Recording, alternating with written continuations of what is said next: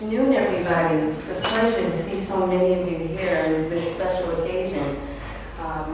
My name is Kimberly Simmons, and I'm the new Executive Director for Rhode Island Coalition to End Homelessness. As you know, the Coalition works alongside community organizations, social service agency advocates, and persons with lived experience with one goal, that is to end homelessness in Rhode Island. And we are excited here today with some really good news, which yesterday afternoon we would never have known, but Governor McKee proposed a budget amendment allocating roughly $30 million to support and stabilize our state of homelessness system.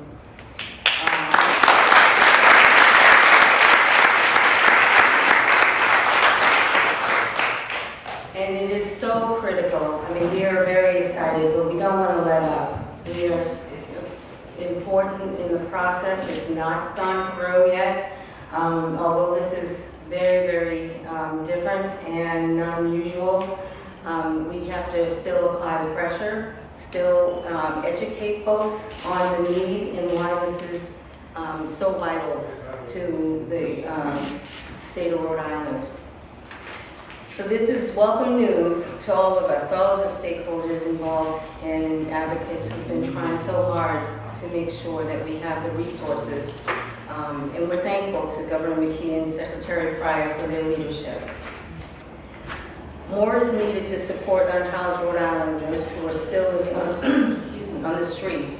And recent data collected by the state's Homelessness Management Information System estimates that 529 Rhode Islanders who are, experience unsheltered homelessness at the beginning of April 2024, a 645% increase since January 2019. Homelessness has increased primarily due to the lack of affordable housing, causing hundreds of elderly families with children and people who are sick and dying to be forced into homelessness for the very first time. We're asking state leaders to support Governor McKee's proposed amendment. Without this much needed funding, hundreds more Rhode Islanders will become unsheltered and exacerbate an already burdened homelessness system. I am so proud to introduce our leaders today, but I also want to recognize those who are in the room. That special recognition, Senator Acosta.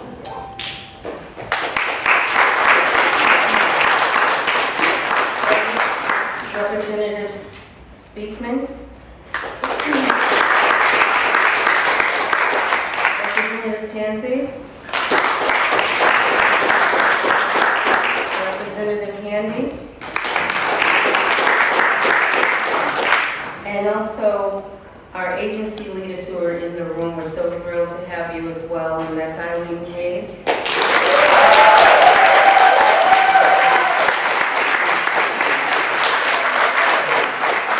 Jim Lessing. Andrew Cobus Meyer.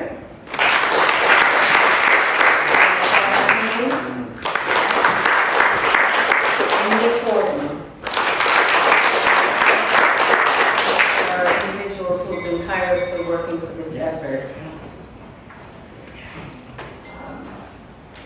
Now I'd like to introduce our first speaker. Representative Tansey has served the people of Narragansett and South Kingston in District 134 since she was first elected in November 2010. She's a member of the House of Finance Committee and chairs its Human Service Subcommittee. So we welcome you. Thank you so much for all that you do.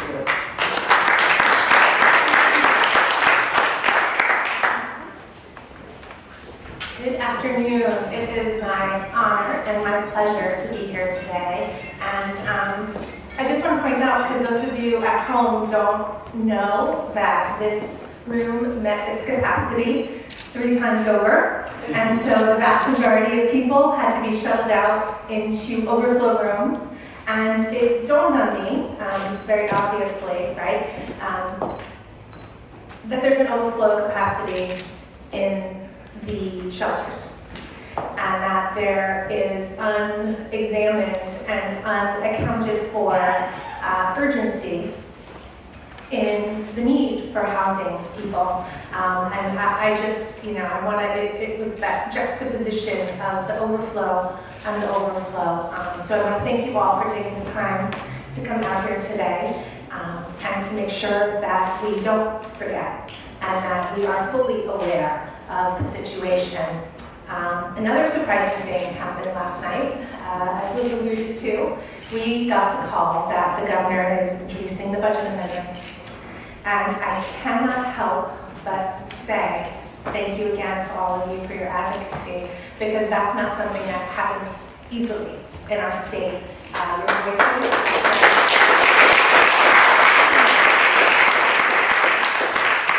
Your voices are heard, and we understand. I think for the first time in a long time, I'm getting goosebumps just saying that. Your advocacy has worked. So I just want to say, first and foremost, I appreciate this budget amendment. I want to thank the Secretary as well as the Governor for dedicating state funding to respond to the consistently rising rates of homelessness. I'm going to need my glasses. And we do need to have a plan to address this crisis. And the action plan that is being presented today, provided by the Coalition of Shelter Providers, is something that we seriously need to consider and to continue to push for. And with the plan in place, we won't be the last to respond. We won't be responding last minute to these crunches like we are now. We need to be proactive and we need to be collaborative, and this is just a great start to that process. And our state is already feeling the strain of having so many people unhoused. It's obvious when so many hundreds of applications for every apartment that comes up. The urgency with which the House is responding to the housing crisis. It's something that any of us who know someone who is looking for a place to live right now can understand. No matter what income bracket you're in, the pressure is on people and it's continuing to grow. But when those homes and those houses and those apartments aren't there for people, when people are forced to live outside, that creates a burden on services for police, fire, rescue, and hospitals. When we decrease shelter funding, the costs of these services do increase. And we can't forget that it is important to make these investments now. But it's also the right thing to do. It's a moral obligation that we as a state have, and it's the right thing to do. I want to thank, I see Rep. John Lombardi came in while I began speaking. I want to thank him for his longstanding advocacy for the homeless in our community. And with that, I want to invite you all, while you're here in the State House, to meet your reps and your senators. If you haven't already, meet with them today and get them to understand that while the governor has made this proposal, it is the first step. We, as the House, need to recognize the need for that and keep it in that budget because there are so many competing interests. And then the Senate needs to pass the budget with that money in it. So, again, make yourselves heard, make yourselves seen, and let's get this done. Thank you all.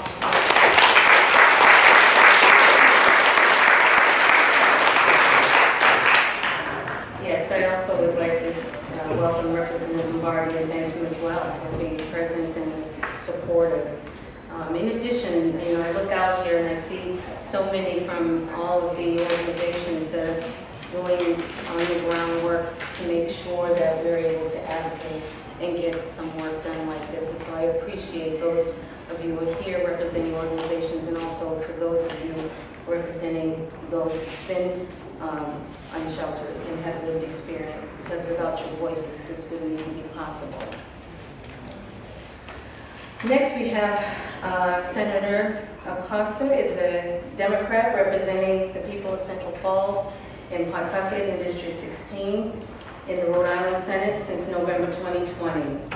He's Secretary of the Senate Committee on Finance and Senate Committee on Rules, Government, Ethics, and Oversight. Please welcome to the podium.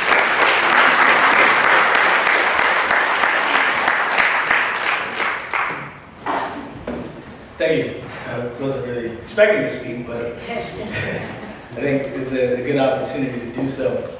And when we have to keep having the same conversations over and over, you realize that there's a problem, a fundamental problem that is addressing. But there's something about the tenor of the conversations we've been having lately that's starting to give me a slight sense of optimism. A few weeks ago, I had the great honor of participating in a ribbon cutting for a new project in Central Falls called Jenks Park Apartments that is transitional housing for single mothers and their young children. And at that press conference, my eyes started swelling in tears. And I was immediately transported back to about 1994, when I was with my mom, sitting in a 1984 black Ford Escort with nowhere to go. And my mother parked the car and looked at me and said, "Tonight, we're gonna play a game. We're gonna have fun. Tonight we're gonna do something that you don't always get to do. Tonight we're gonna sleep in the car. And we'll get to look at the stars at night, and we'll tell each other scary stories." Now, at that age, I was too young to realize the gravity of our situation. We were homeless. We had nowhere to go. But with time, it grew into a resentment and anger that I spent years trying to navigate. And a few weeks ago, after the event, I reached out to Dr. Nelkin, and I said, "Thank you," because this gave those experiences purpose. It gives those experiences meaning. And so as I sit here today, just 24 hours really after it was announced that your advocacy has led to the full funding that we were asking for to address homelessness in our state this year, I feel more of that sense of purpose. Something came out of that suffering. Something came out of that misery. And that's really all that we can do with those experiences. But the work is long and tiring. And it's very complex because it's not just about shelter beds, it's also about housing construction, it's also about transitional housing. And so I'm proud that in my very brief time in the Senate, we've had the opportunity to actually start a department that is tasked with addressing this, that has to think about this as an ecosystem, that is funded to think about this as an ecosystem so that Rhode Island doesn't continue to be perpetually dead last in housing production. And so this is just one piece of the puzzle, but it would be impossible to put this piece down had it not been for the advocacy of the people in this room. Just this morning, I received emails from my constituents, and it was one of the first times that I was really happy to respond to a concern that they had raised by saying, "Hey, just yesterday it was announced that this is covered, but don't let up because the job is not done." And so I want to thank you all for your advocacy, encourage you to please continue to fight, recruit more people for this fight, and remember that we have a long way to go. Thank you.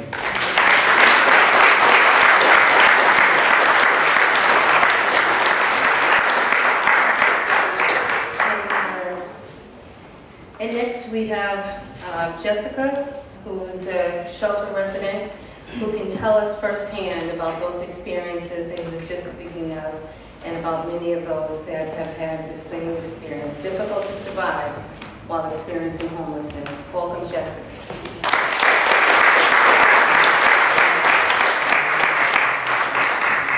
Good afternoon. So, throughout my life, I've done a lot of things. I never thought I'd be a shelter advocate. And I know that sounds really odd, but when I first encountered my homelessness journey, as I put it, my own attitude, I think, probably helped me back from finding housing, because you're only homeless if you don't work hard enough.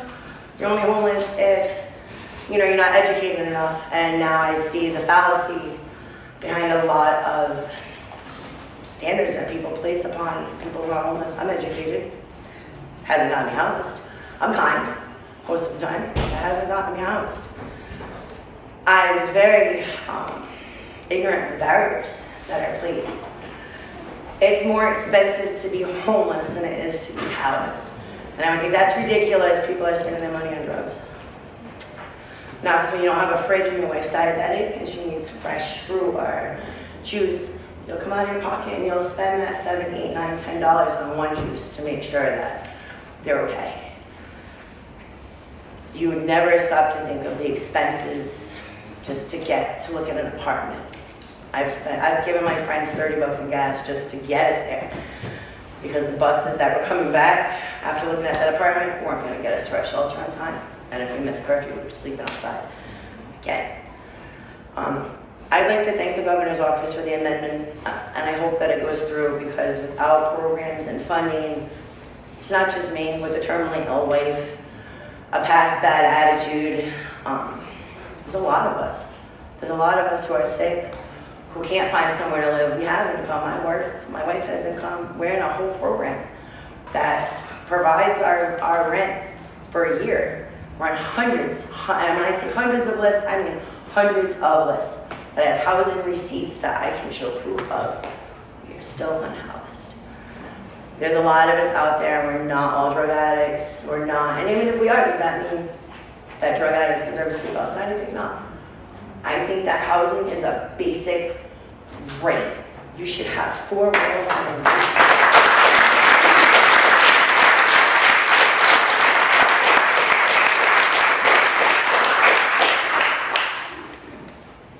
It's also disheartening to know that despite the challenges that people like myself and my wife have, there's children, like that gentleman that just spoke up, there's children still today sleeping outside with their parents because there's not enough family shelter beds. That is a problem. It's a problem. All I can say is that people like my wife and I, and plenty of us, I think many of us that are in this room right now, we appreciate that our voices are finally being heard.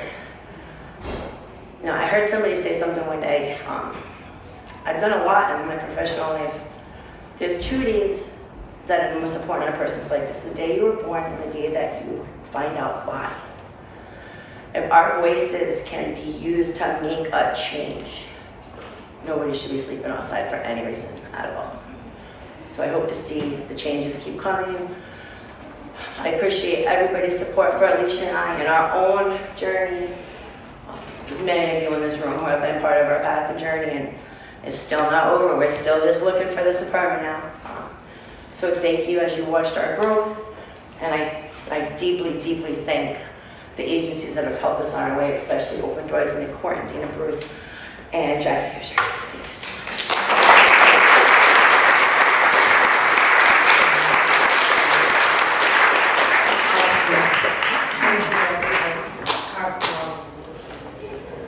Next, I'd like to introduce Patty Corbett, who's another soldier of ours from Northern Rhode Island Regional Manager for the FCCP and Community Care Alliance in Woonsocket. So we're happy to have CCA as a partner in this work as well.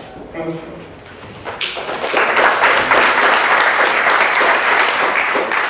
Hi, my name is Patricia Corbett. I'm the Director of the Northern Region Family Care Community Partnership, or FCCP. The FCCP is a primary prevention program for families with children that's funded by DCYF. I'm employed by the Northern Region Lead Agency, which is Community Care Alliance, and we're one of 5 FCCP regions that serve the state. I'm a licensed independent clinical social worker, and I've spent the last 31 years working in Rhode Island with children and families and child welfare programs. The families that we serve in FCCP are referred by DCYF and community agencies such as mental health agencies, schools, coordinated entry, medical providers, families can also self-refer. The situation that families present vary widely. Housing instability has become a common issue. The issues impacting families that lead to homelessness vary widely and are complex. They can be personal tragedy, loss of income, or a choice made by a landlord. No matter where the fault lies, or why families are experiencing homelessness, it's not a child's fault. We often have families in the office so that we can conduct an intake and assess their situation and resources. The children range in age from days old, I'm not even kidding, to 17. And we meet with them and discuss what kind of resources they have and how we can be of assistance. I need one of those pointers to hold me in place. Many of the things that I'm saying I've heard from you guys before, so I feel like we're saying the same thing. That's kind of nice. Unhoused families are spending more on food than those with a kitchen or storage or means to cook. They sometimes pay for hotels and they spend more than they can afford, and they can't afford gas or the car, or they lose their job. They struggle to do laundry or go to a doctor or keep hold of belongings, entertain their kids, get to school, do homework, find daycare, keep relationships or friendships, and try not to have to rely on people who are unsafe. They do all that they can do every day, and then when we meet them, we ask them to do more.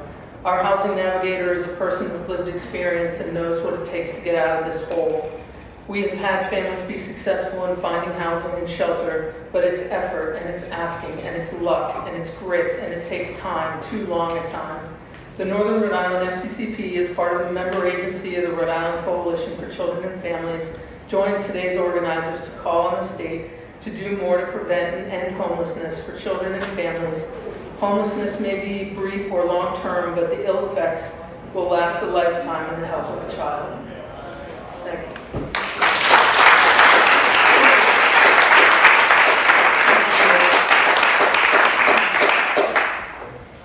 Also, at this point, just want to also recognize that Representative Bennett is here, and then Senator Murray, and Representative Stewart.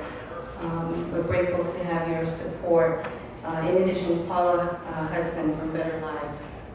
Thank you. Next, Ashley. okay, is somebody? Ashley from Okay, Ashley. Ashley as well. Thank you so much for being here. It's a good thing I have other younger eyes looking out into the audience. Appreciate it. Next is Kyle Bennett, the Senior Director for Public Policy and Equity at United Way. We're excited to have United Way as a community partner, a funder, a thought leader in our work, and all for the purpose of ending homelessness. We welcome him to the podium.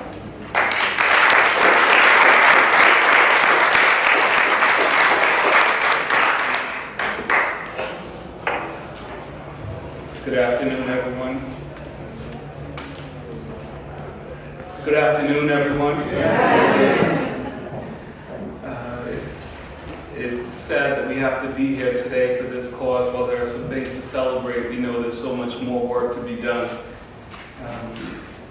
My name is Kyle Bennett, and as the Senior Director of Policy and Equity for United Way, I believe that our primary mission is to eradicate homelessness. When housing is unstable, everything else is challenging in life. So to the members of the press, the elected officials, and most of all, the people who were most significantly impacted by homelessness, I just want to say thank you for being here today. To mention our mission is to eradicate homelessness and to ensure safe, healthy, and affordable housing for all. Today, our commitment to eradicating homelessness is in jeopardy and facing formidable challenges. The budget cuts, whether 76% or 26%, they are devastating and pose significant impact on the progress that we've made to date. We're 4 years into a global pandemic, and we've recognized that the challenges that we face today are not new. They've only been exacerbated by the pandemic. The cuts jeopardize vital programs and services that provide support to people, both individuals and families experiencing homelessness. Behind every budget cut, there's a human impact.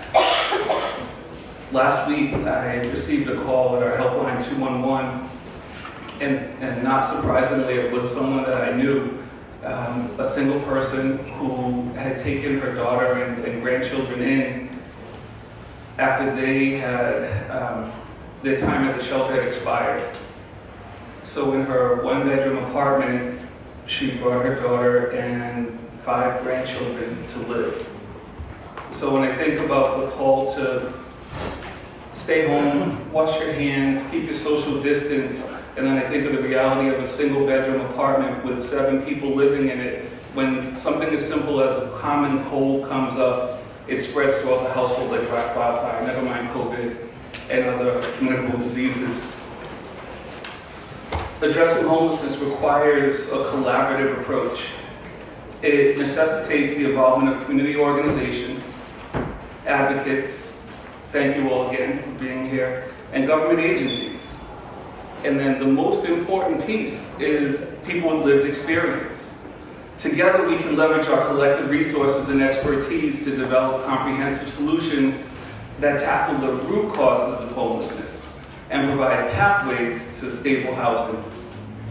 Today I urge all of the policymakers, both listening in at home, those who are present, and those who might not have been able to hear us today, to reconsider the budget cuts and investments and prioritize investing in proven strategies that prevent homelessness by prioritizing housing first and supportive services second.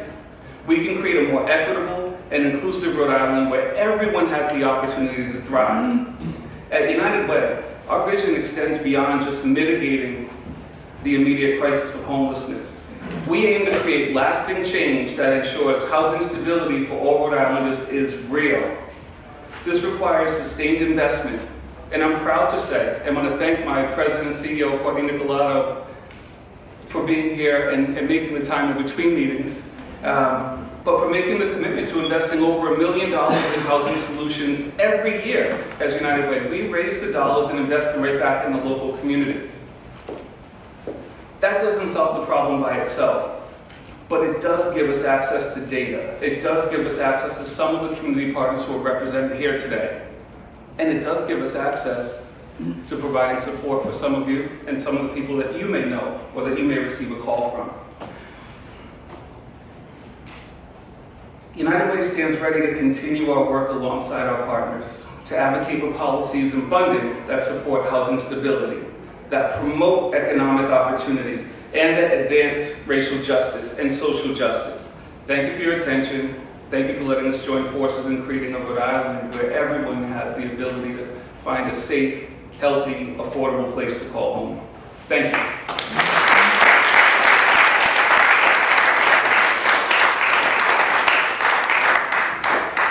Thank you, Kyle. We appreciate it. This time I also want to recognize Courtney Nicolato from United Way and Representative Morales, Representative Sanchez, Representative Lombardi. Thank you again. The powerhouses in front of us to do this work. Next on the schedule is Eileen Hayes, President and CEO of Amos House, and Amos House turned out in their red. It's awesome.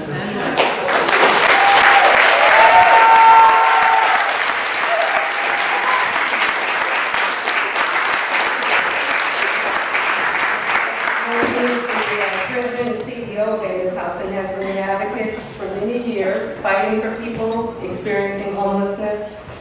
Amos House is a committed partner and has stepped up multiple times to help time and time again for this cause. Thank you so much, Eileen.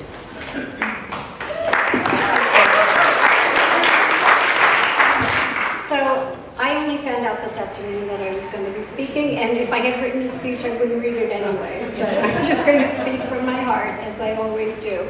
But I want to start by having the folks in the room with lived experience who would like to stand up and acknowledge who you are can do so right now.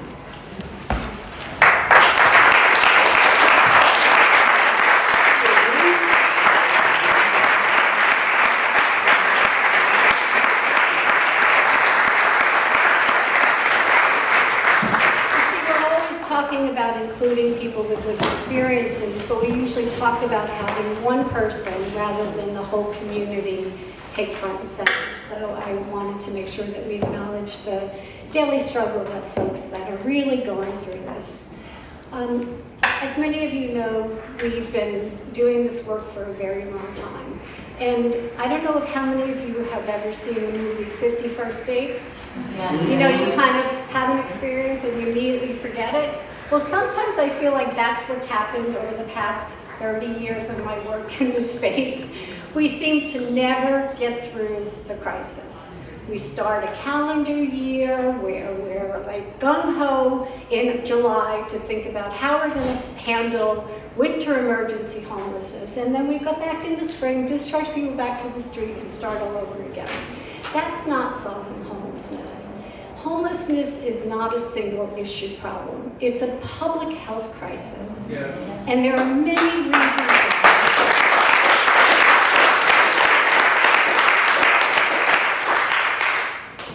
And it's also not just a public health crisis. It's a crisis of racism, systematic oppression that has been going on long before I was born and is probably going to continue after I'm not here anymore. And we have to look at changing the systems that we've created that keep people so stuck. We have a housing crisis. We've watched hundreds of people get evicted from apartments by landlords who have just put them out because they can triple the rents. And I know many of those people because they've come to Amos House saying, help me, I don't know where to go. Last winter we had an 80-year-old couple come in who had been living in the same home for 30 years, and the landlord sold their home. Now that is more than just a public health crisis, that's a moral crisis, right? But we have blamed people who are homeless for their situation. Thank you, Jessica, for the words that you said, because you really actually talked about that. We're blaming people rather than creating solutions. And what we've been saying since pre-COVID was that we need a transitional plan of 3 to 5 years where we have enough shelter and a comprehensive continuum of shelter options for folks that are okay being in a 125-bed shelter, for those folks that need a smaller place where they're less afraid and they can put their head down at night and not worry about what will happen to them. We need shelters for folks that want to be in recovery so that they can be safe, and shelters where people who are actively using will have 24-hour supervision so they don't die. When we ran the warming center last winter for 8 months, we had 200 people a night. We had many people that were using substances. We had Narcan available 24 hours a day, and nobody died. Lots of people were given Narcan, but nobody died. So we have to be able to look at all of the different kinds of shelter needs that we have. We need a temporary solution, and we need to build housing. A lot of the housing that's getting developed is based on tax credits, and what's affordable is 60% AMI. That's $55,000, $60,000 a year. I know a lot of people who cannot afford that. And when I say how many units are for people who are 30%, we don't really have them in the budget because the tax credits don't support that. So we need those kinds of solutions. We need more supportive housing. We don't have enough shelter housing vouchers. The last I heard, there were about 179 people with vouchers to get a unit that will expire in 3 months. 3 months. And they've been looking for 6 months. So they lose the voucher, it gets assigned to another person, and that person starts all over again. This system is insane.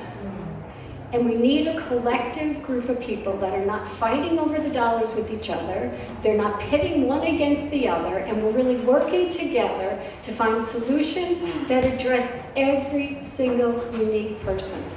Because every single person sitting in this room, they have a different housing need.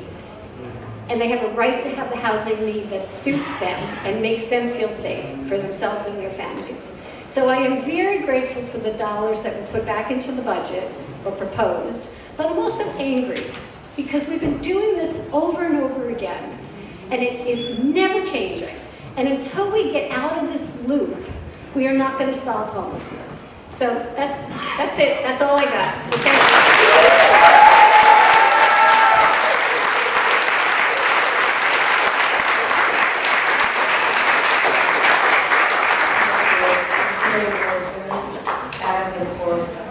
It's just like that. Thank you, I really appreciate it. Also, Representative Potter is here. I'm grateful to see you. Thank you. So I just wanted to add, I know that Eileen had asked for those who have lived experience to stand, and I stood because I do have lived experience, and because I've gone through very much what Jessica described many years ago with little babies. And so I get it. And it is hard to explain to somebody else who's never had that experience, who's never understood how this impacts each and every one of us through our healthcare system, our insurances, our, the emergency departments that are overloaded. All of these things are strapped when we have the unsheltered that we do have. Kids with trauma, it's no easy task. So we need everybody, not just those in this room. Please, I appeal to all of you to reach out to those, educate people who don't have a clue, and let them know that this does have a bearing on every single neighbor that we have, unhoused or housed. Thank you to all of our speakers, including our state and local officials. I appreciate everyone's time. I know what it takes also to come out and do this. And I'm so glad to be surrounded by passionate leaders like the people in this room. Thank you for all your work. And like Eileen said, working together to tackle one of the most challenging crises in our lifetimes is what we have to do to end or reduce even homelessness in the Ocean State. So we look forward to our continued partnerships to secure the funding necessary to support the unhoused Rhode Islanders and to bring affordable housing options online and our lowest income for our lowest income residents. So together we can end homelessness, and I'm proud to be able to do that side by side with each and every one of you. Thank you.